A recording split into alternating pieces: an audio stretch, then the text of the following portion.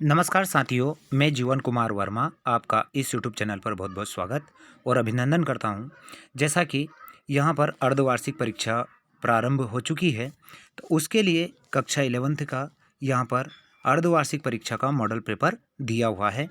चलिए हम इस मॉडल पेपर को सॉल्व करते हैं। समय दिया है 3 घंटे का और पूर्णांक दिया है इसमें 70 नंबर का।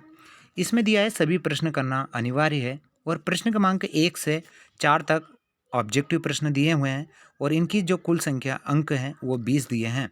तो इसी प्रकार से सभी निर्देशों को आप ध्यानपूर्वक पढ़ लीजिएगा।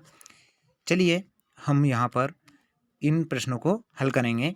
और अगर आप हमारे इस चैनल पर पहली बार हैं तो प्लीज़ चैनल को सब्सक्राइब करें और लाइक करें और शेयर करें। यहाँ पर पहला जो प्रश्न है वो दिया है, सही विकल्प हमको करना है।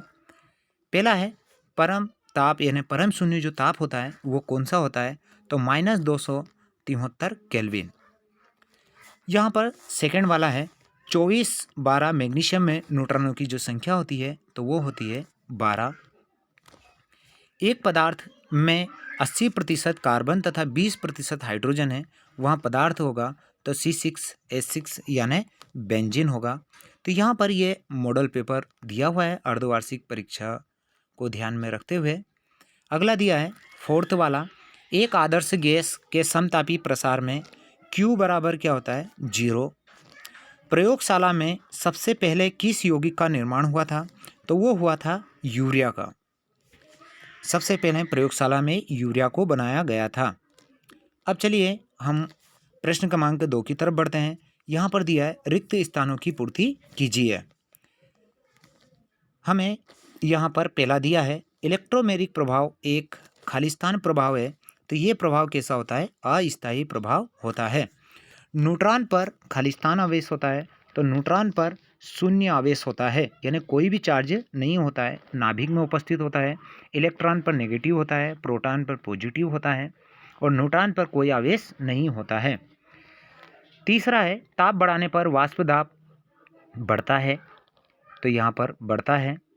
आवर्त सारणी के किसी वर्ग में ऊपर से नीचे जाने पर इलेक्ट्रॉन बंधुता का मान क्या हो जाता है, घट जाता है, क्योंकि परमाणु का आकार क्या हो जाता है, ऊपर से नीचे जाने पर बढ़ जाता है। फिफ्थ है एस ब्लॉक तत्व प्रबल होते हैं, तो ये होते हैं अपचायक होते हैं, क्योंकि ये एक इलेक्ट्रॉन त्याग देते हैं। तो इलेक्ट्रॉन को त्यागना क्या कहलाता है, अपचयन कहलाता है। चलिए हम अगले प्रश्न की तरफ बढ़ते हैं और प्रश्न क्रमांक जो तीसरा है हमारा, एक शब्द या एक वाक्य में उत्तर दीजिएगा। पहला है 0.0025 के कितने सार्थक अंक होंगे, तो इसमें हमें दशमलव यानी अंक के पहले 0 अगर होता है तो उसकी कोई वैल्यू नहीं है, तो यहाँ पर जो सार्थक अंक होंगे वो 2 ही होंगे, यानी 2 और 5। तो इसमें सार्थक अंकों की संख्या 2 होगी। अब सेकंड वाला है ऑक्सीकरण और ऑक्सीडेशन और रिडक्शन, ऑक्सीकरण अपचयन क्रिया साथ साथ होती है, इस क्रिया को क्या कहते हैं, तो इसे कहा जाता है रेडॉक्स अभिक्रिया।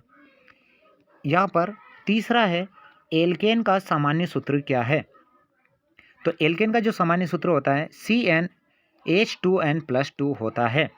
यदि एल्कीन का पूछा रहता तो यहाँ से हम उसका इस प्रकार से होता है CnH2n होता है, और यदि एल्काइन का पूछे तो इसमें से -2 कर देंगे, तो एल्काइन का, यानी एल्केन, एल्कीन और एल्काइन, 3 यहाँ पर फार्मूला हमें याद करना है।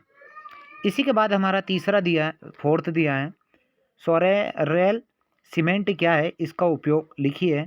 तो ये जो होता है ये गैर हाइड्रोलिक एक सीमेंट होती है जो मकान बनाने में उपयोग किया जाता है। अगला है 5th नंबर का, यहाँ पर क्लोरोसिस लिखा है लेकिन यहाँ फ्लोरोसिस होता है। तो जो पीने के पानी में 1 ppm यानी पार्ट्स पर मिलियन से ज़्यादा फ्लोराइड का लगातार सेवन करने से फ्लोराइड युक्त पदार्थ का अधिक मात्रा में सेवन से हमारे जो दांत और हड्डियाँ होती है वो उनमें क्या होने लगता है, क्षय या विकार उत्पन्न होने लगता है। इसे ही क्या कहा जाता है, फ्लोरोसिस कहा जाता है। तो ये थे एक शब्द या एक वाक्य में हमें आंसर देना था। अब हम चलते हैं प्रश्न क्रमांक 4 की तरफ। सही जोड़ियाँ बनाइए। इसमें जो पहला दिया है अधिशोषण, तो ये पृष्ठीय घटना होती है, तो ये जो होती है वो होती है क्रोमेटोग्राफी में। फिर सेकंड है sodium hydroxide plus calcium oxide, तो इसका जो आएगा वो होता है हमारा सोडा लाइम कहते हैं इसे। तीसरा है श्रृंखला में आवेश का संचारण, तो वो होता है हमारा प्रेरणिक प्रभाव। फोर्थ दिया है delta E equal to Q plus W, ये ऊष्मागतिकी का क्या है हमारा प्रथम नियम है। इसी के बाद है फिफ्थ 5F श्रेणी, तो 5F श्रेणी को एक्टेनाइट्स कहा जाता है। यदि यहाँ 4F होता तो उन्हें लेंथेनाइट कहा जाता। तो ये थे प्रश्न क्रमांक 1 से लगाकर 4 तक के ऑब्जेक्टिव प्रश्न, इनको यहाँ सोल्व किया। अब यहाँ पर प्रश्न क्रमांक जो 5 है वहाँ गुणित अनुपात का नेम क्या है, द्रव्य संरक्षण का नेम क्या है, और यहाँ पर प्रश्न क्रमांक जो 7 दिया है BOD क्या है, एंड बायोलॉजिकल ऑक्सीजन डिमांड, और ओजोन परत का छेद करने वाले 2 प्रदूषक का नाम बताइए।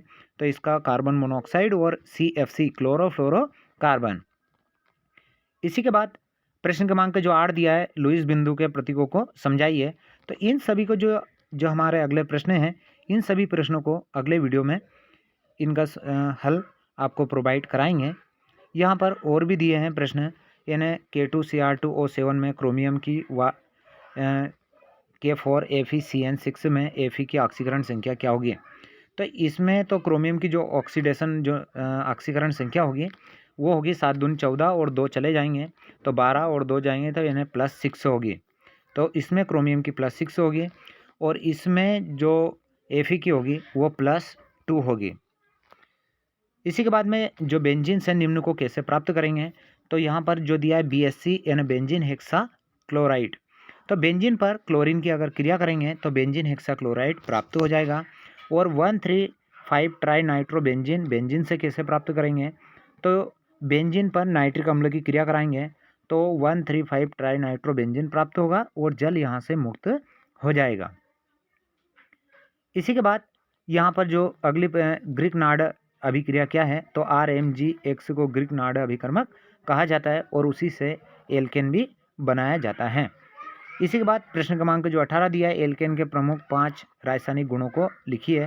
तो इन सभी प्रश्नों को हम अगले वीडियो में आपको प्रोवाइड करा देंगे। तो अगर आप इस चैनल पर पहली बार देख रहे हैं तो आपको बता दें कि इसमें और भी वीडियो केमिस्ट्री से संबंधित क्लासें चल रही हैं, तो आप इस चैनल को प्लीज़ सब्सक्राइब करें और लाइक करें। इसी के साथ जय हिंद जय भारत।